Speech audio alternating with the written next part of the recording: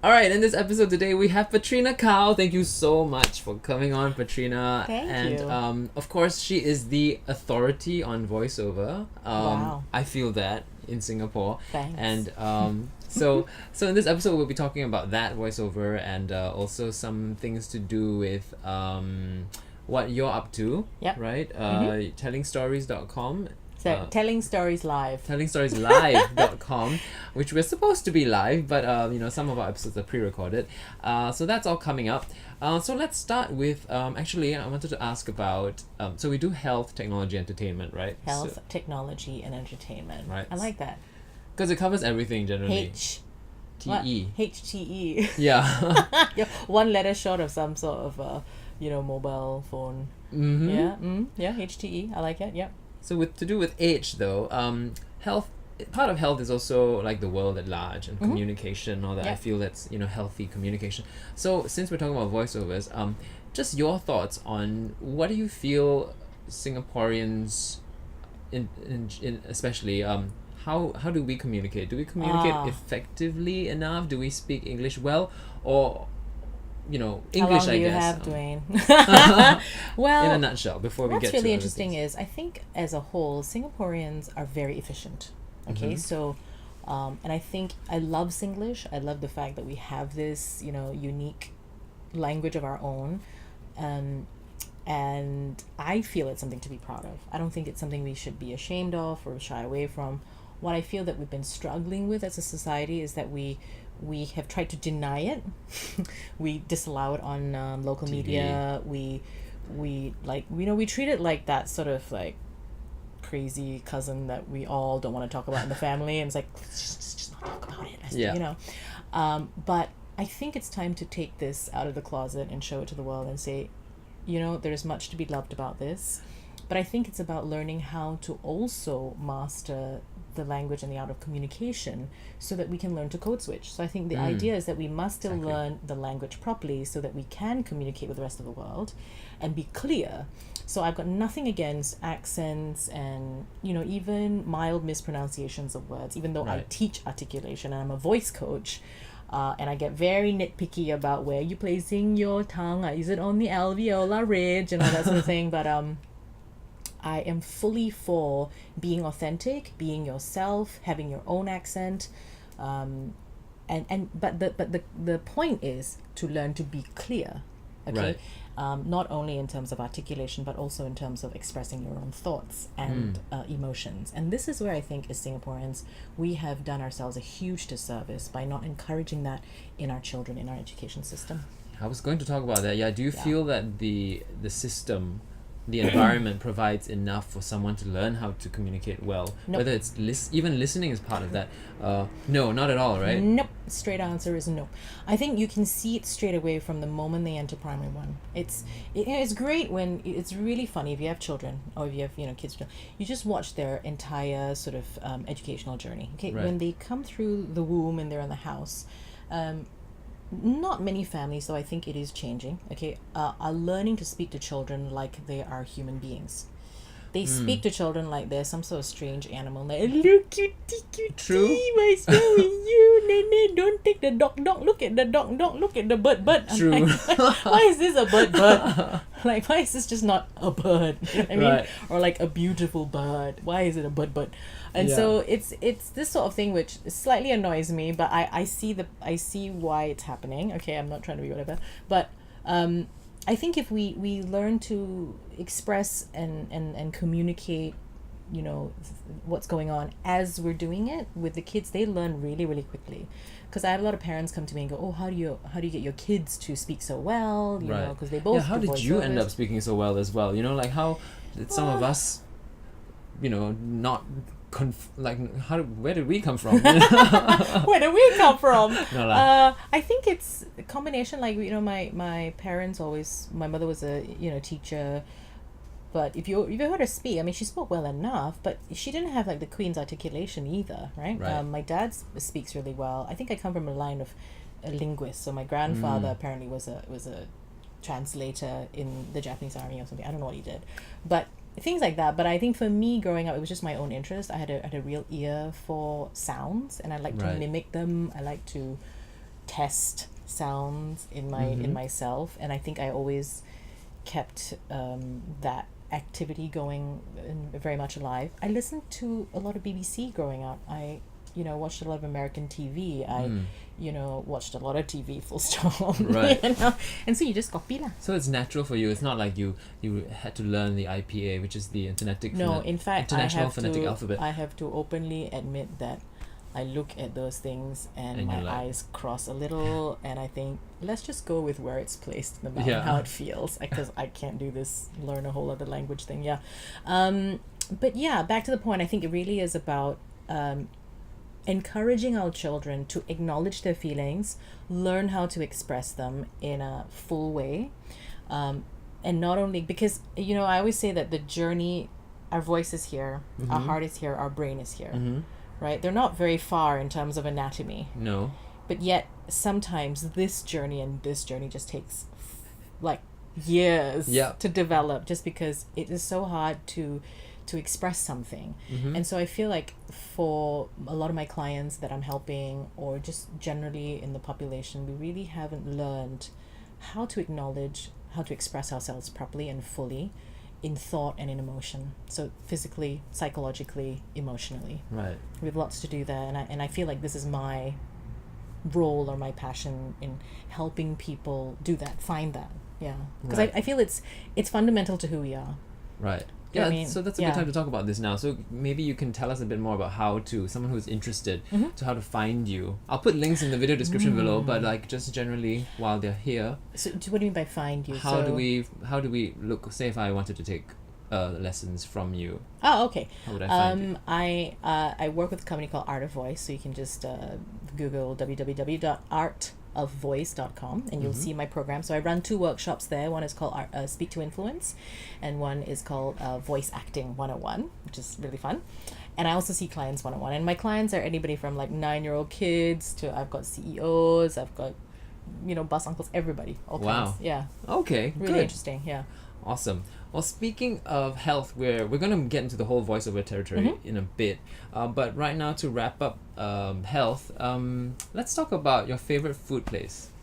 Food? Yes. Like, doesn't have to be healthy, right? No. Because, No, just food. What makes you happy? Oh, okay. Let's stay on One topic and choice be only. healthy. Let's talk about being healthy. Okay. I recently discovered a place along Duxton Road, I think, or Duxton Hill. It's called Ninja Bowl.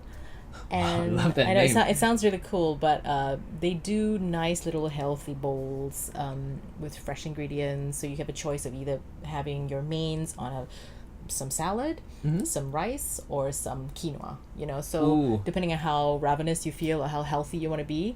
And it was really nice. They served really nice coffee, so I thought that was quite good. So yeah, Ninja Bowl. Ninja Bowl, Duxton Road. Yeah, Give them quinoa a is one little of the big boost. things that are just like I like too. I was in the States recently and I found a quinoa bar. Muesli bar. Yeah. It's over there. You can see it, the big word quinoa Yeah. there. Love it. Oh yes, wow. Yeah. Okay, so we're gonna move on now to technology. Okay. We probably won't have much to say here, but Hey, what do you mean? no lah, I didn't mean that. But in I'm terms very tech savvy. And she laughs. Okay. no, but in terms of like maybe for you, because you've worked maybe you're part of, I don't know, Peach Blossom Media. Can we talk about that? In terms of but it's kind of animation, old. Yeah. Yeah. Well, but just animation in terms of technology here. Okay. I don't even know what I want to ask. Let's just say, do you think Singapore is growing as an animation hub, and do you feel that we have the technology? Well, okay. So there's 2 things when we think about animation. I mean, my husband ran a company called Peach Blossom, and we created some award-winning cartoons. Give him a little bit of a plug. But he stopped doing that now, and that's probably a reason why. Right. No, what I think it is this. We were trying to create an industry where we felt the world was going to, right? Yeah. We did not have this industry kind of organically kind of bubble up, okay?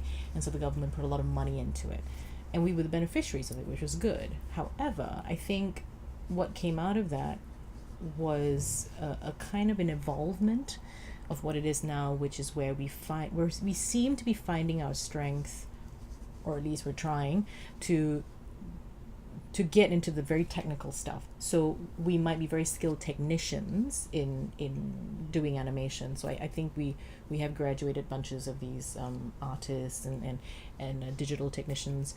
But in terms of the fundamentals of what makes animation work, in terms of storytelling, in terms of art, like the drawing and everything, Mm-hmm.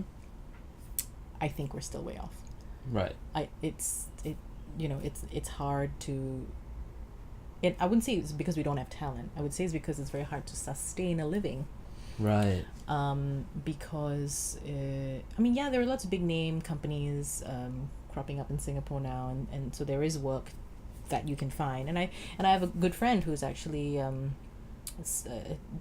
made some headway in game design. So he's got one of his games out on one of the cool. play consoles and stuff. It seems that's the in couple episodes back with Brandon, I was talking about a local computer game. Masquerada, is that the same one? I don't know. Inch Chua is doing music for that. And are you a voice on that? No. I'm very terrible because this is just a friend of mine I do not know I can forget the name of his company now. Okay. I did not know you're going to be talking about this, so otherwise I would have found out his name. Oh, properly. no, but the video description will have the link because okay, I will ask you I about it. Yeah. I forget all technology, so clever. Okay. I come from quarter-inch real technology, okay, so that's how old I am. Yes. No, I'm the same. I used to use cards at a radio station, Hello, mine was the reel. Reel also. The reel that you have to slice and tape. And like all that, right? Yeah. How old we are. I know, and then you play it sometimes it's live and then it snaps and you're like, And never then you have to go on the back. Okay, cool. That was really sorry. I surprised you with this. I didn't actually tell you I was going to talk about animation. Not at all. I have blend, lots to say. Yeah. It does blend into voiceovers, gaming, and animation. Mm-hmm. All involves voiceovers, which we will get into right now. This one I know there's going to be a lot to talk about.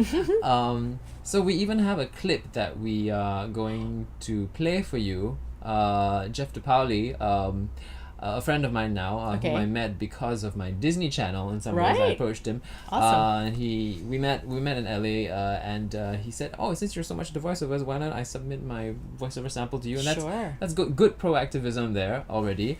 And so I was gonna play for you, and then we'll talk about the industry at large as well as his sample. Okay. Wow. And let me see now. I think I'm going to bring it up here. So there's several samples. One is a standard sort of a voice announcery sample. Another one is a character sort of like real. So you can comment on that. Let's see. So animation. Does he know we're doing this? Poor fella. He does. I might rip right into him. All right. So we'll start with the commercial one. Okay. Alright, so I'm going to play it near the microphone so that we can listen to it. I like how all this is just happening live. This is so amazing. If it's happening live. You need to go to Chuck E. Cheese's. Their games are always one token. That's like 25 cents or less. Hold up, did you say 50 piece? 50 chicken McNuggets. Like half 100. 50 juicy chicken McNuggets. Like 25 times We're seeing 2? the top of your head. I am loving it. You get thrills of prehistoric proportions on Jurassic Park The Ride at Universal Studios Hollywood. The New York Times says Broadway has a new musical worth singing about. Visit newsiesthemusical.com for your tickets today. It's chilling, it's thrilling, it's brisk, and it's bracing. Do you feel that icy tingle down to your toes? Only 7-Up tastes like 7-Up. Thanks for choosing us instead of Burger King, where you could have gotten a great deal on any of their Whopper value meals, each with a medium order of hot fries and an ice cold drink. Hello? Not long ago in a Chili's restaurant, the server carrying a Big Mouth burger to a customer turned a corner and collided with another server carrying a tray of nachos. Okay. Don't you love that? Cool. Wow, okay. So, lots to talk about. I mean, there's so much to a voice sample, like what content you put in it, placement of the different samples, as well as your length of the, So let's start with this sample. We have another voiceover one later, but okay. For now, thoughts? obviously, because he's an American guy, I would say it is. I mean, I don't cast for voice actors in America, obviously. I'm just stating the obvious. Right. Also, you don't do. So- He was saying like it's possible these days to do patching and. Fine. So like he that will happen work here? from there, and then we will cast him from here, right? Okay. So that can happen, and it's, you know, the funny thing about casting for voiceovers is it's really about working with people ultimately, right? And it's a funny thing to say, but your talent is one thing, being able to bring something forward. I will say what I'm hearing from there generically because it's very commercial. So Right. it's got a very addy sound, which is fine, and which is exactly what they were looking for, you know. And I don't know if these are samples or they're actual ads. Doesn't matter. But the point is, yeah, he sounds great. He's got a, you know, higher register, so very bright. He's articulate. He's got quite a lot of expression in there.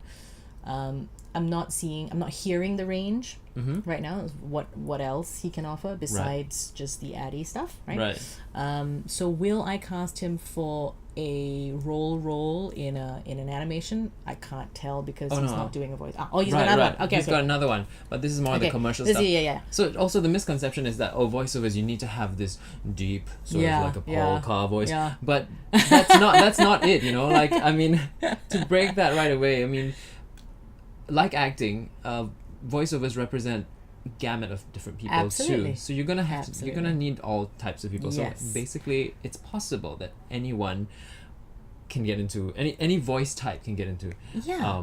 And I think voiceovers. increasingly people are getting the appetite to have unusual voices, like interesting voices that make you want to go, oh, hey, what's that? Yeah. Hey, very interesting. And even down to very interesting ways of expressing things, you know, like just the way they articulate their words and that sort of thing.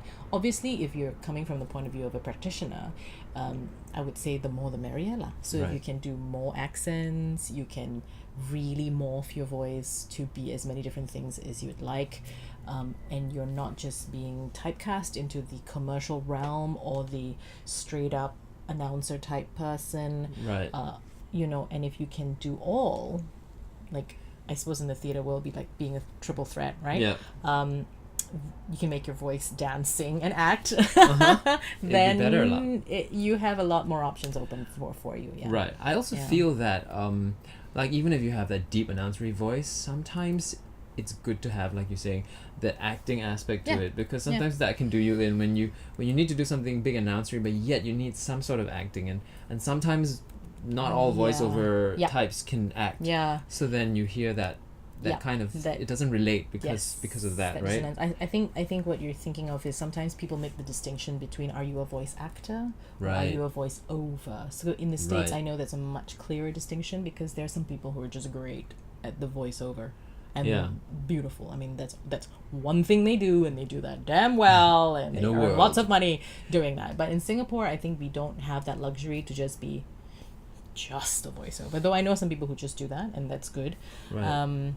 But to fully make a living and this is all you do and nothing else, I would say in Singapore that not to say that it's hard, you cannot, but you know, can you afford a bungalow? Because Right.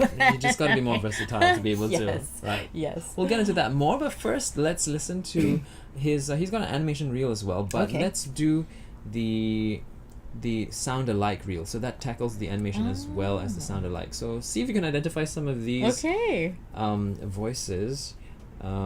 Let's hear it when it plays. Hey everybody, it's me, Mickey Mouse! Say, you wanna come inside my clubhouse? Well, alright, let's go! Oh my god. I almost forgot! To make the clubhouse appear, we get to say the magic words! Miska, Booska, Mickey Mouse! Stitch from Lilo and Stitch. This is my family. I found it all on my own. It's little and broken, but still good. Aww. Yeah, still good. Aww. Pinocchio from Shrek. I don't know what he thought. On the contrary, I'm possibly more or less not definitely rejecting the idea that in no way with any amount of uncertainty that I undeniably do or do not know where Shrek shouldn't probably be. If that indeed wasn't where he isn't, even if he wasn't at where I knew he was, that'd mean I'd really have to know where Shrek wasn't. Yoda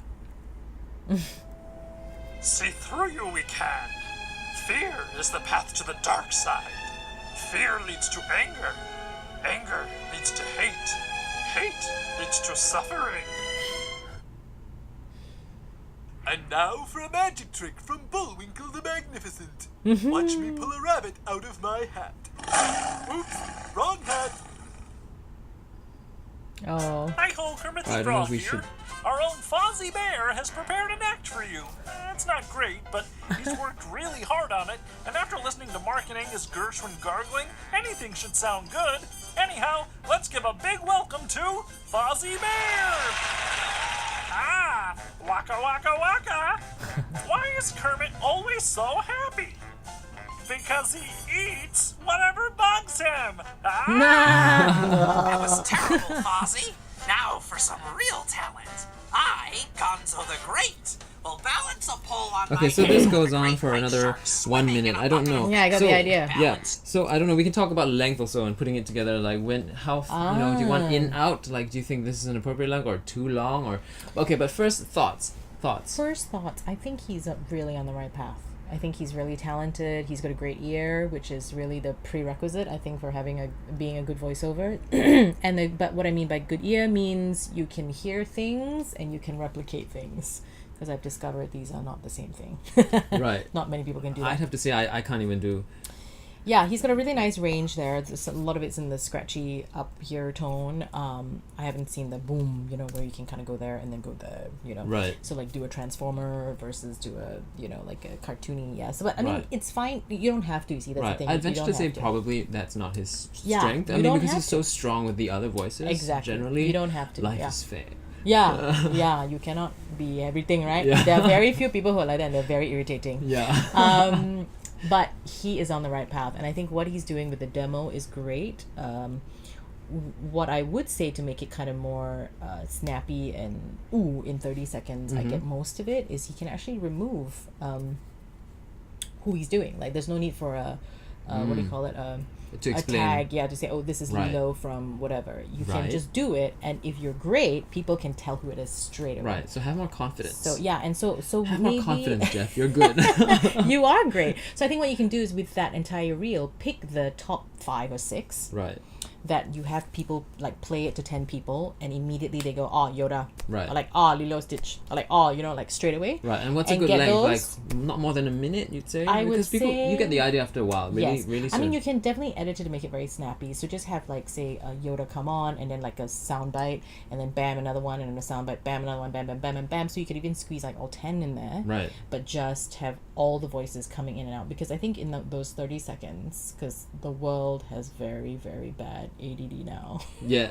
Right? You're just talking about your son If and how he it's just like more than 20 seconds, I've lost interest, right? But if you can capture me in those 20 seconds, and it's something I want to play again and again to have a listen to, I think that is a lot more shareable and snappy, and it sounds more impressive.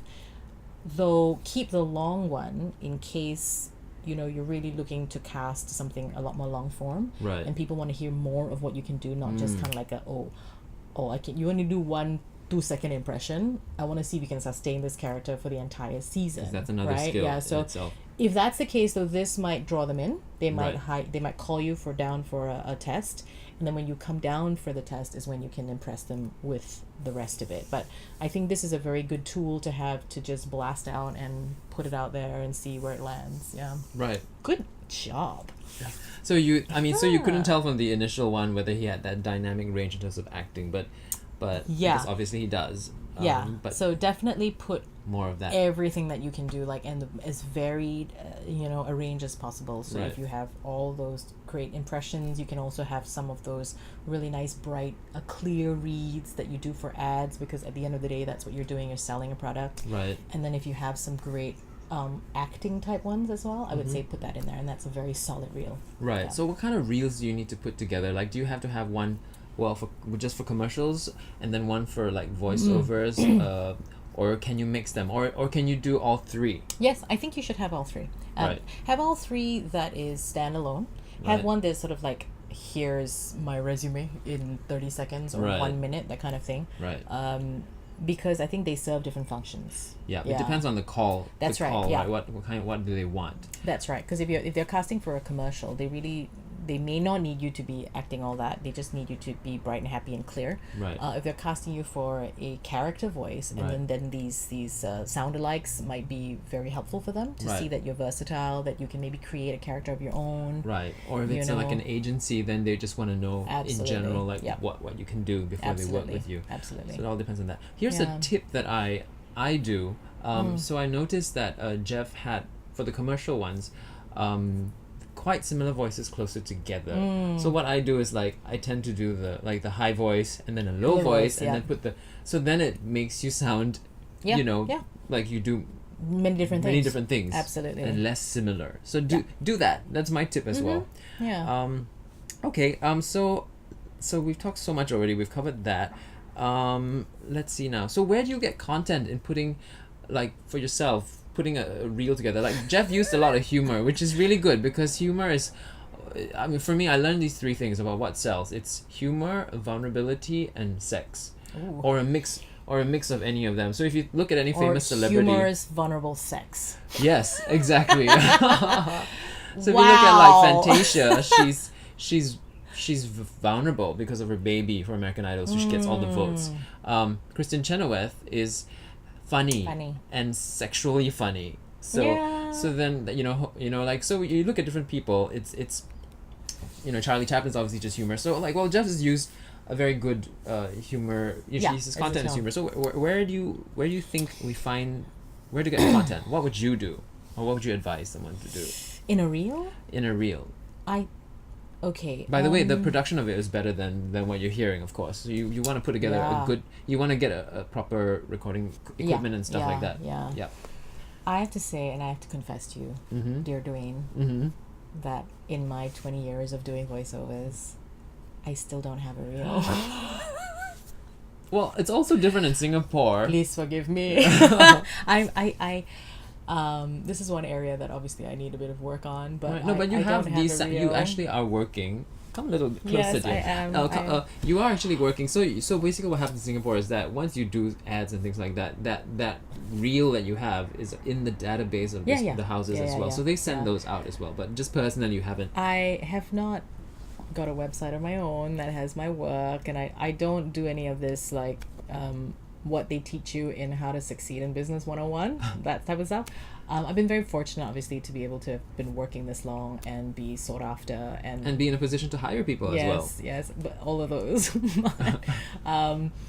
Because I get complacent. I think, oh, you've heard me, you just go and listen to this and that and whatever. But Right. but that does not discount the fact that, I mean, I've been thinking about it, and also just in terms of legacy. It would be nice to kind of have this range of stuff and say, oh, look at all these things I've done, because I think I probably have done, I don't know, like thousands of commercials, Right. and walked into all sorts of recording type environments in Singapore. Yeah, I mean, there's all kinds. I mean, let's get into it. Like, there are different kinds of there's like voiceover for commercials. Yes.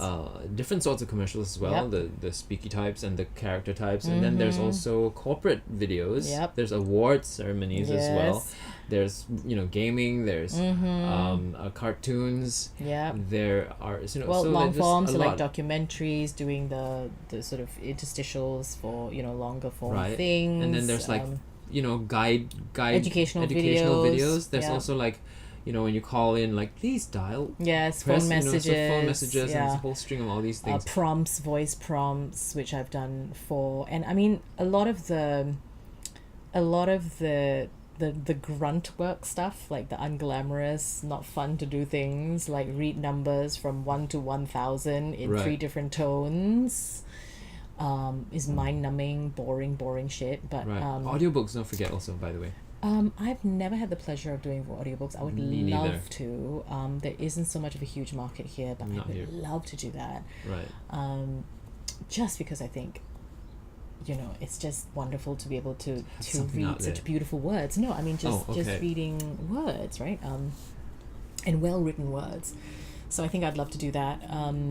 But yeah, I tend to gravitate towards the more, and because of my voice and what I can do with it, I tend to do more of the acting stuff, Mm-hmm. the ones that require a little bit of emotion, like Right. not just the straight up voiceovers. Right. Yeah, we did a Um, series together on the local TV, TV, That's right? right, yeah. Which you recommended me for, so Yes. thank you very much. Yes.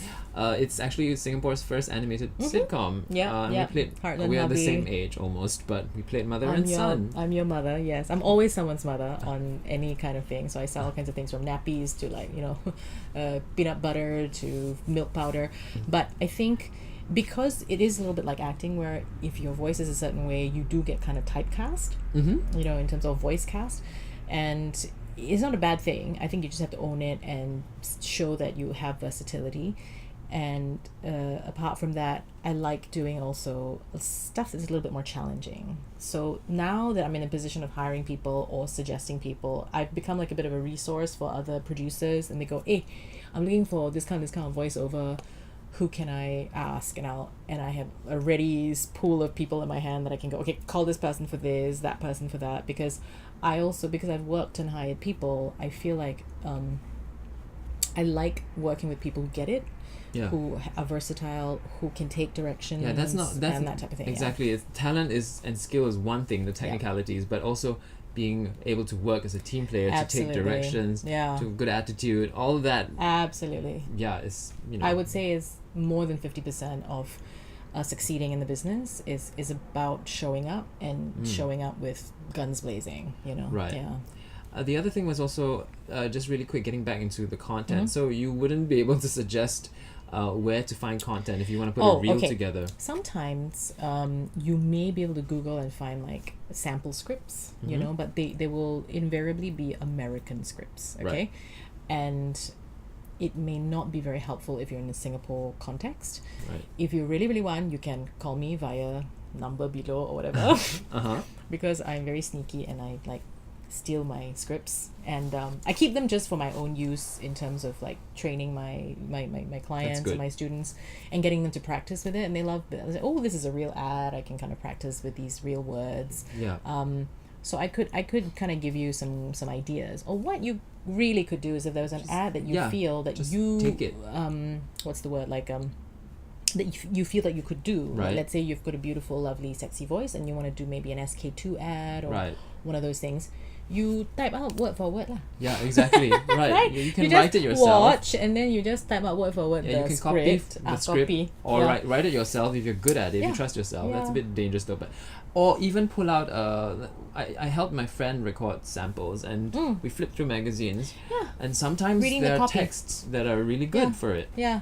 And I mean, most of the time it's the same campaign. So it's like the ad campaign is on print and then it's just sort of translated into a audio or visual version. Right. So you could kind of copy that as well. But by all means, be creative. Go online, look for the ads that you think you have the voice for, or Right. that you like to mimic over, and then do that one. Right. Do an existing one, because I think it, then they can see or hear if you're in that zone. Right. Yeah. The other thing is like where does a person go to record it? If they don't know okay. anything So about this is a Is little. this something you're going to share only if you sign up with Petrina's class? No, Or no, something no. you can share here?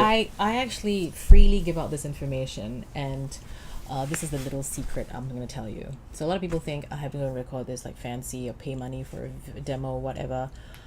But I've worked with a lot of these local audio agencies for years, and they're good friends, and I feel like we have to keep each other in business, right? And they're good at what they do. That's why they do them. Right. Professionals. So I feel, and they're always on the lookout for talent. So I actually tell all my clients, go find these people, call them up, be resourceful and say, Petrina sent me. Just bandy my name about at will, and just say, I'd like to come and record a voiceover, and arrange a times they would time happily do and it. show up. Because if you send a piece of USB or CD, it's easy to get lost in a pile of mail, Right. and it's easy to ignore. But if you show up at their doorstep, it's harder to ignore. Right. And they can see you in person, they can work with you, they can see how versatile you are with the script. And of course, some people are very intimidated by that. They're like, oh, I don't know if I'm ready. That's where you can kind of practice a few rounds, maybe with a coach, and then show Right. up. But sometimes it They is help about... you. Sometimes also Absolutely. it's good to do that It is in because their especially if you interest. don't have any guidance, Yeah. it's in their interest to help you then rather Absolutely. than you record and you don't know if it's good Yeah, or bad, and you yeah. send it to them, and you don't hear back and from them. and you feel and you get real feedback from the professionals who tell you like, okay, I think you're a little bit nervous here, why don't you try something else, da, da, da. And then they might also feed you scripts that are suitable for your voice, Right. and your profile. And so, and it is such a fun experience. So even if you got nothing out of it, you got to go and do a voiceover, and Yeah. I think for a lot of people it's just such a novelty. It's really fun, and even something as simple and as basic as stuff that we get so used to, and it's hearing your voice in the cans for the first time. I think Yeah. for a lot of people it's such a like, oh my god, Yeah. my voice. Yeah. And to hear it played back, I think it's such a wonderful gift to yourself, because you hear what it sounds like to other people. Yeah. So Oh, yeah, you're go do truly, it. You're truly a lover of the voice and speech and Yeah. consonants and vowels. And, no, I think you know, people like, you don't can stop tell. to appreciate what it represents, for themselves. think about it even. You don't think about it. We take our breath for granted. We take our voice for granted until it's gone, and then you go, oh my god. Yeah. And I mean, if you want to segue a little bit into a little personal story, I mean, it became very apparent to me about 10 or 15 years ago when my mother had lung cancer. And when she had a operation, she had a stroke, which sat in the part of the brain that affected speech. Wow. And so Which she had a part condition, is that, by the way? I think it's somewhere in the left or something. Okay. But it was as if that file that contained all about pronouncing words got deleted. So it's called dysphagia, and there are various different ways that dysphagia can affect you. It can be that you suddenly lost all vocabulary, like you don't know what anything is. Oh, wow. You will recognize it as an apple, but you cannot say apple because Interesting. Wow. you've forgotten what the word is. Or you can see it's an apple, but you just can't say it. Communicate it. Yeah. Yeah. Wow. And it was frustrating to watch because my poor mother could not express herself. From someone who's very exuberant Oh, and gosh. expressive to not being able to say simple things like pass me the salt. Right. It was tough, and so she had to retrain her brain, or the other parts of her brain, to kind of fill in the blanks. Wow. And it was very interesting to watch as well, because there was all these different languages that she had that would kind of pop out.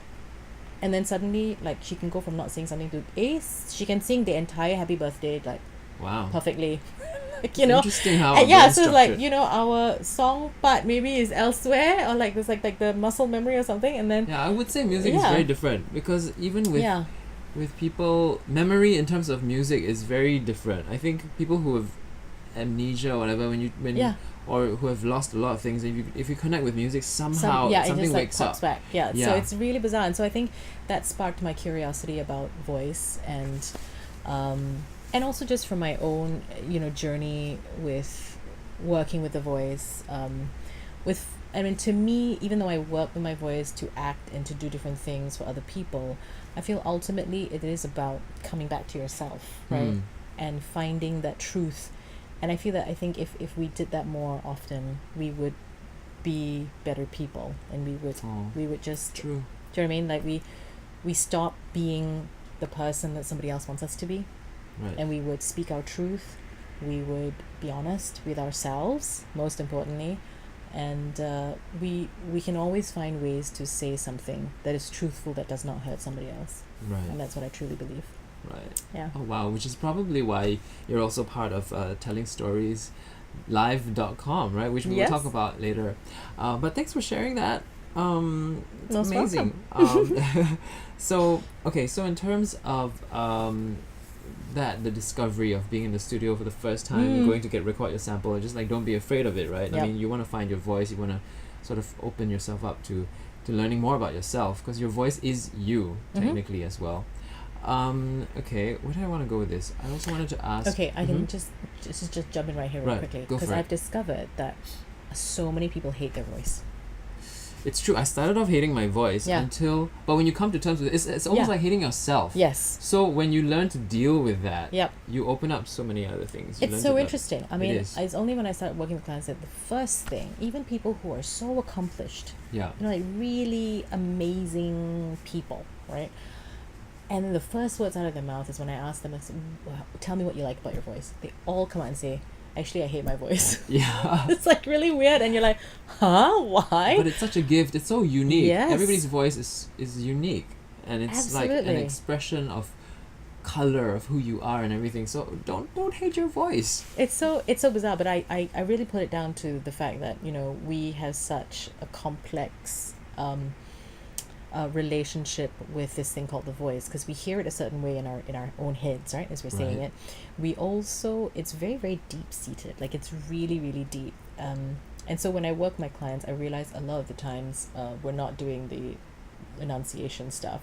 We're really working beyond that and thinking about how to unlock all the holes that they have Right. personally, you know, Right. that, and then sometimes these So yeah. amazing stories come out, and Wow. and hence it segues into the storytelling, because a lot of that I feel helps with just exorcising demons and just saying, look, that's all there.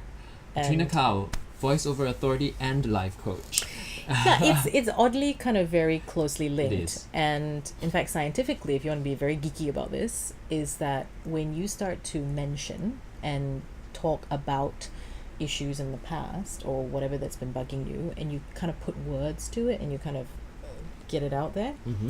into a story form, Right. it actually really helps you with many things. Right. Yeah, which is why I think it all kind of segues in very nicely into this sort of universe. Yeah. When you're able to Um, articulate something, then you become clearer about it in your mind. Absolutely. What's going Yeah. on, right? And then Yeah. from there, when it's clearer, you can build or move forward in whatever ways you want to. When Yeah. it's clearer, I don't know. So you can, there's lots of literature on it, you can read it, there's lots of scientific studies on it that they've done about how, you know, storytelling and, you know, that kind of practice of doing that, Right. live or not, it doesn't matter, right? But the point is that you're putting a narrative around the events that have happened to you, especially trauma. Mm. So especially people who've Wow. gone through trauma, if you kind of regain the narrative for yourself and write your own narrative about it, you can actually kind of change the way you physically react to the situation altogether. And there are Wow. many, many ways of doing it. So it's an area of study that I'm looking into at the moment. And so coming this July, I'm going to go to Barcelona to get certified in the Fitzmaurice voice work. Wow. Yeah. Congratulations. So, thank you. I mean, I'm not certified yet, but okay, I'm going to meet and work with Catherine Fitzmaurice. Wow. So that's going to be very exciting, yeah. It is. Oh my gosh. We need another episode to We talk do, about we this. do.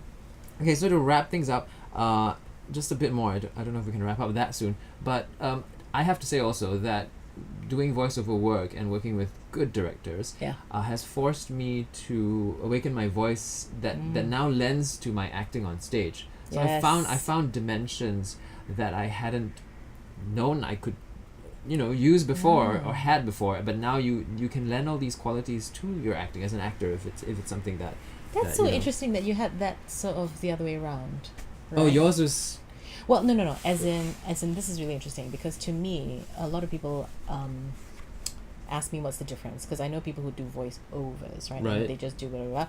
But I always call myself a voice actor, and then they always say, "Okay, what's the difference?" I say the difference really is, okay, so can a voice actor be an actor on stage? right? I see what said, you mean. yes, you can, but there's a whole other physical element as well There that you is. have to really pay attention to, and that Right. requires training, and that requires a lot of crafting and a lot of practice. Right. So I don't discount that at all from the actors on stage.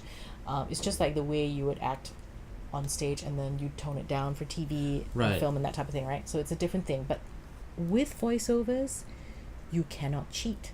Exactly. You which have is what nothing I to found. hide behind. Yeah, so I didn't have my, Yes. for me it's the other way. Yes. I didn't have my physicality.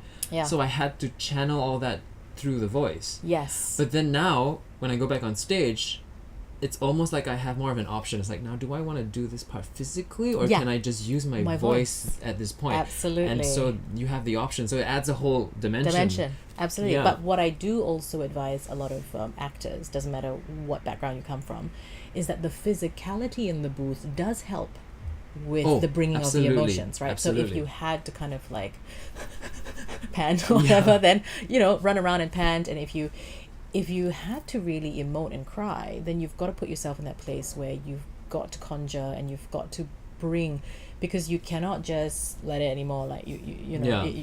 It doesn't you come can from- tell straight away when you hear it, Exactly. but it's like it's one fake one. Yeah, it's so interesting. It's when you watch someone miming to their own singing also. If you're not actually singing, Yeah. there's There is no falseness. effort. There is you no- can feel yeah. it somehow. So. And also, did you know, speaking of voiceovers and cartoons, Disney also records a lot of their actors in the booth. Yeah. And the animators use a lot of that. Yes, the expressions. The whole thing is about trying to be as authentic and truthful as possible. So Yeah. the best way to get that is also from watching the actors themselves. Yep, So you have and an the little idea. micro expressions and things like that. In Exactly. fact, that is the luxury that they have in Hollywood, is to first lay the voice track. But I mean, if you think about, I mean, those are like the nice movies with the big budgets and they got the big stars, so got Yeah. something to look at, right? But generally, with what happens in Pixar, which is why I love the way they work, is that they actually have the animators voice them, which also means that the animators have to be great actors. And most of the Yes. time they are. And sometimes they're so perfect for the role that they keep them. Like, they keep those guys as the voices for these characters in the cartoons that you watch. But in Singapore, because we don't have, I mean, the sequence might not be like that. Because I had some actors, and I think you were one of those as well. You come and say, I got nothing to watch. I got nothing to watch. Yeah. So in a way, it's a lot more challenging for actors working in animation, is that you've got nothing to see, Yeah. but you have to kind of really imagine this character in this space doing this thing, and you're acting with nobody Yeah, either. you really have to create. You don't have your co-actor with you on stage in costume, and you can conjure up whatever sort of environment you're in. If you're in a magical forest, and you're scared and alone, but then you are in this asbestos-filled room, Yeah. with no mirror, nothing, and you just have to You have like, to conjure it. you have to kind Just of like imagine. speaking of forest, there's a little boy in Jungle Book had no one to act with. Did you watch Oh, it? I loved it. He was amazing. He was amazing, was brilliantly amazing, directed yeah. probably as well. Yeah. But he had nothing to work No, with. I think he had those motion capture actors. Oh yeah, probably. true. Yeah, John Favreau was so in front of him doing stuff. scary, like green people in like onesies. Lots of strapped to dots. like stuff, which is, I think, as a lot of actors who've done a lot of different of those things in film, they've begun to say that that's quite the challenging thing now to kind of work. Yeah, with exactly. nothing, like, so that's fun. Yeah, how fun. How fun, yeah. And the last thing, to wrap the voiceover segment out, how do you know once you get into the industry, in terms of if you're cheated or not, in terms of fees, royalties? It's a whole big topic, right? Yeah, this one. This one I have a lot to say, because Okay. I've done enough of this, and I've helped a lot of friends as well. Sometimes they like, Petrina, somebody say got this and this. For how much do I quote? Yeah. Yeah, and so okay, I'm not gonna make you say this, but I'll come out and say it, because this is my channel. There are, like, for example, MediaCorp. I mean, and this is not healthy for the industry. They do. Are you naming names? I'm naming names. Dwayne Todd. You don't have to get involved. But I just want to say that it really doesn't help the industry in terms of, like, if you. I think I hear. This is what I hear. I'm not sure if it's true. That they even produce a lot of radio ads, like at cost price or even lower, so that they get more of the jobs that come through, and they do it for really, it's just I don't know. But then again, it's fair game in the market, so it depends on the clients and who they want to go to. But this is, I mean, just to say what's happening, that's some of the things that is happening. I don't know. I mean, so what's your take? Darling, having been on both sides of the equation, I think not in MediaCorp's defense. Right. But way back when I was still there, and what it was their excuses. I pay you this much. You only work upstairs. You just come downstairs. Right. Very fast, right? Then straight away you got X amount of dollars, which is really nothing, right? Right. And that was like maybe 15 years ago, right? To my knowledge, to this day, that rate has gone up by $5. Okay, that's excellent. So it's like, whoa, good on you, MediaCorp. So yeah, I mean, it's not to say that, okay, why do these people keep doing it? I think that's the other question. I think, why not? Okay, for Right. these other actors, and they're happy to go in, for that amount of money to do this work. We can't judge that. Okay, It's fair they game. need to make a living. They want to do this. It's fine. Right. And if they're competent and the clients are happy and the Then who's producers to are say happy, anything, right? okay, then it's a legitimate way to make money. Why not, right? And there's talent everywhere. So I just feel like that's their business. I'm not in business doing that. Madam needs to leave the house for a minimum sum of money, Yeah. and And that's my thing. So if you want to hire me and work with me, then that's what you got to pay. So I think that's Right. that's the kind of mentality that you got to take into it. It's not like, oh, but the industry standard is like that, and so therefore I should be paid like that. I Right. guess it's about What you think you're worth? sort of no, it's not even what you think you're worth, because you know, honestly, am I worth all this money? I don't know. But not that I get paid a lot of money, but it's just the idea is that there is sort of an industry standard, okay, Yeah. in terms of what is being paid and how it's being paid. And I've been spoiled by that. And I wouldn't say spoiled like, you know, I'm joking, because I think that is what should be paid. But we have been shortchanged for so long. And we fight so hard, and the studios fight so hard for us to get paid. But what I'm finding increasingly is that these production companies are circumventing the system, and they're cheating the voice actors and the studios of money by kind of going directly to the voiceovers and quoting a price and saying, all right, can you do it for this amount?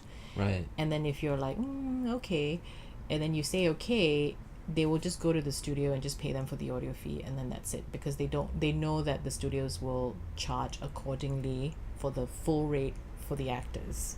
Right. They fight for us to get the full rate, but they get very like, whoa, what is this amount, right? Right. And you know, and then there are several different things going on. It's not like, I don't know which studio, and probably there are very few of them doing this, but a lot of the good reputable audio studios do not take a cut off the actor's fee. The actor's Right. fee is the actor's fee. Yeah.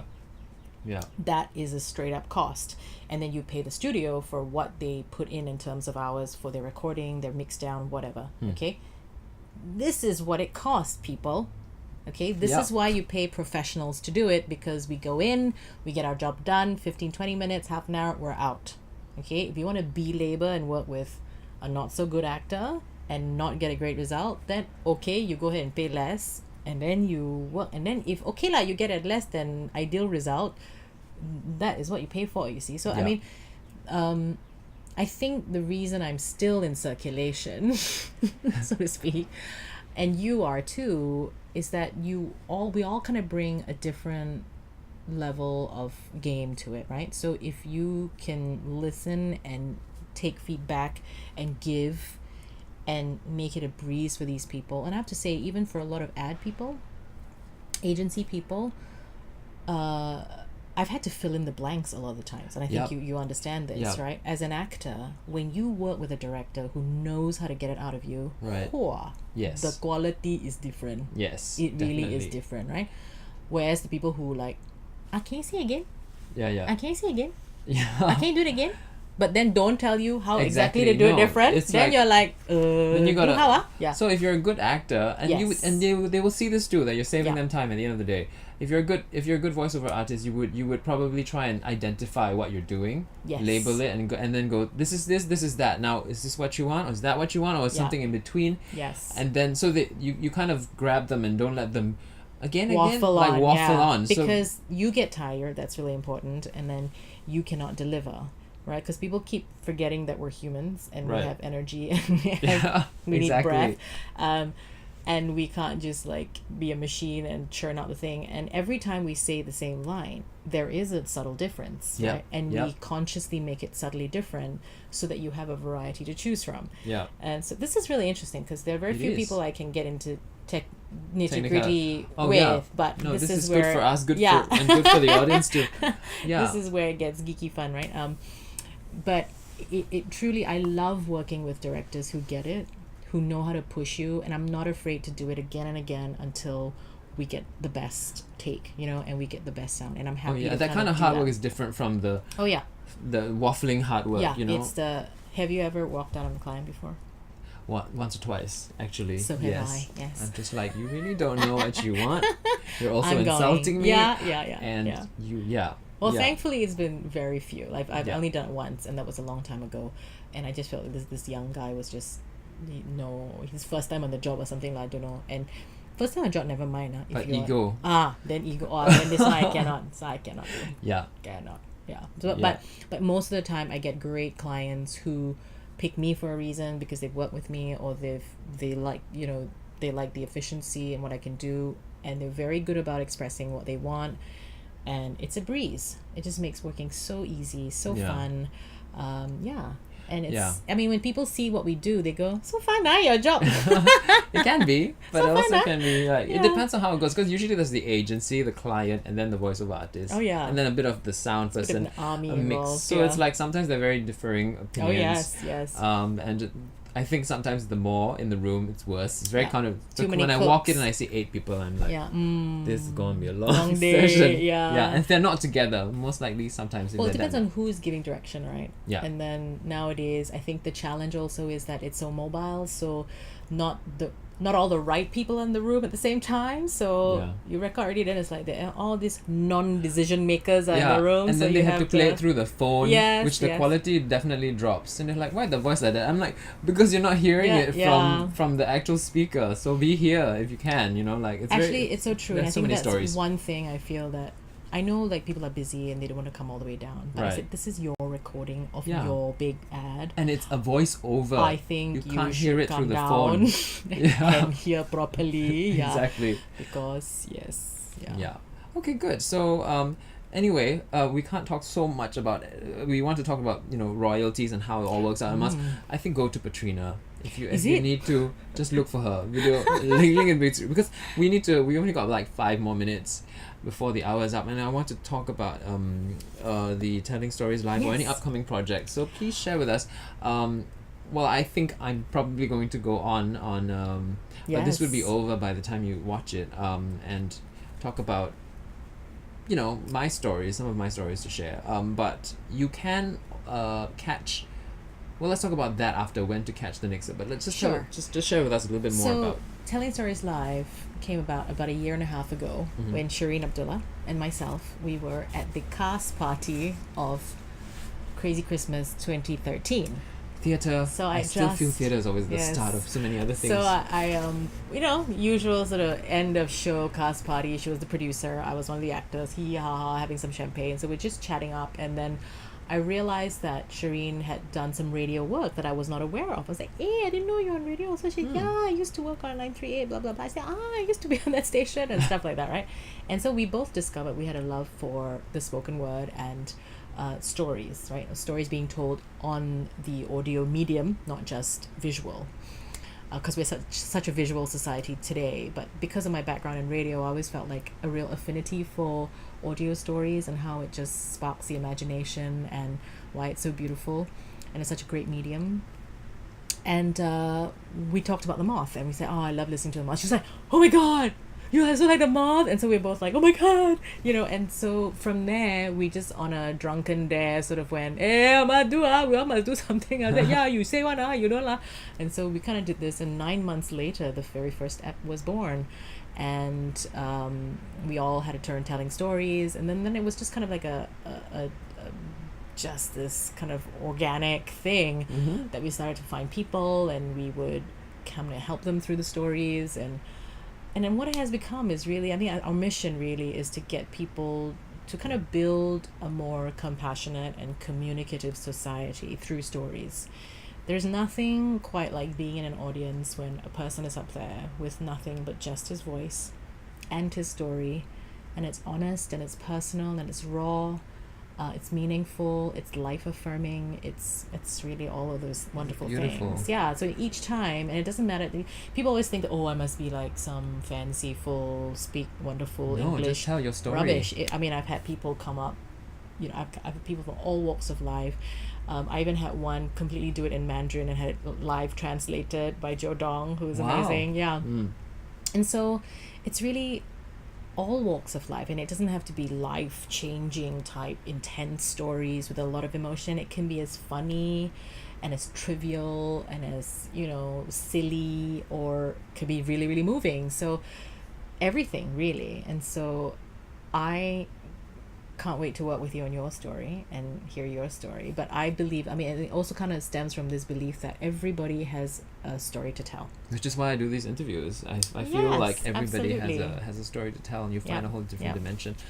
Excellent. And so if you want to check out the next one that's coming up, depending on when you watch this episode, I mean, all you have to do is just go to the tellingstorieslive.com website. And actually, we do save all the episodes, so we Oh. record them live. So even if you don't come and catch us live, which is always the best thing, you can actually listen to the story, and you really get that sense of you being there, because it is such a intimate medium. You hear the audience So, react as well, almost sometimes. Absolutely, Like, so, yeah. So I love listening back to the stories because it really brings me back to that moment, and it also just it really carries well. I feel like the story just keeps getting better when you listen to it. Yeah. Right. Very cool. Yeah. Thank you so much. Was Thank there anything else you, you'd like to add? Dwayne. We've hit the Not hour. at all. and I so- mean, this has been so much fun. Please Yay. support Dwayne and his wonderful Thank you. initiative.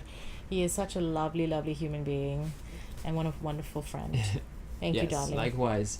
And I always get my guests to click on the Stop. stop. Is it- So is whenever it? you're ready, just say goodbye. And In then your very fancy mouse. yes, my gaming mouse. Stop. Stop recording.